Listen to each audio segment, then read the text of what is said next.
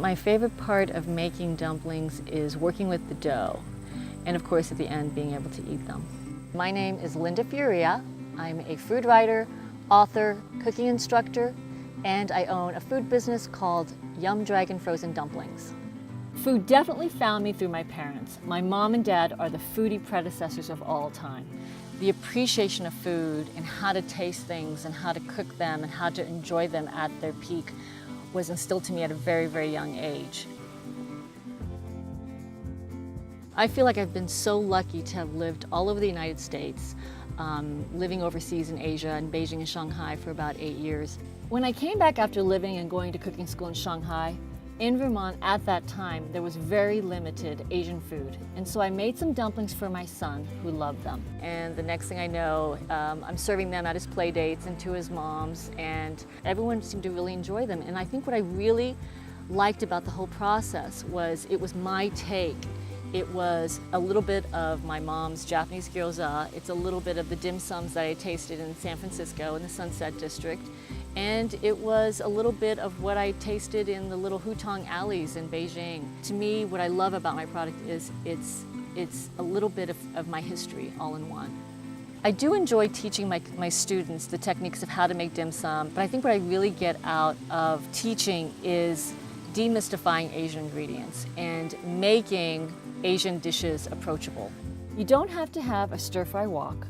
You don't need chopsticks. You don't need a bamboo steamer. You can use whatever you have in your kitchen. People love to use their hands. They want to know how to make something from scratch, even though they may go out to the store and buy them. The idea of simple ingredients, water and flour, and a little bit of salt for dough. You roll it out, you use your hands to do that. You take some meat or vegetables, you add simple seasoning to it. You pick some carrots from your garden, you get some cabbage from your garden, you can add all of that. There's something wonderful and predictable and just unique about being able to make your own food from scratch.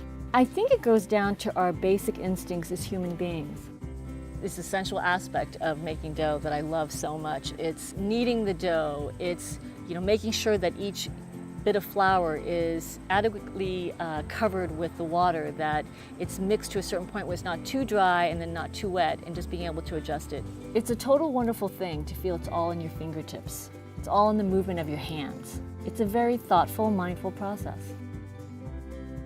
I feel that living here in this beautiful state has put me in the position where I can take all my experiences, living overseas, living all over the United States, and just make it into like the most ultimate experience in the present now.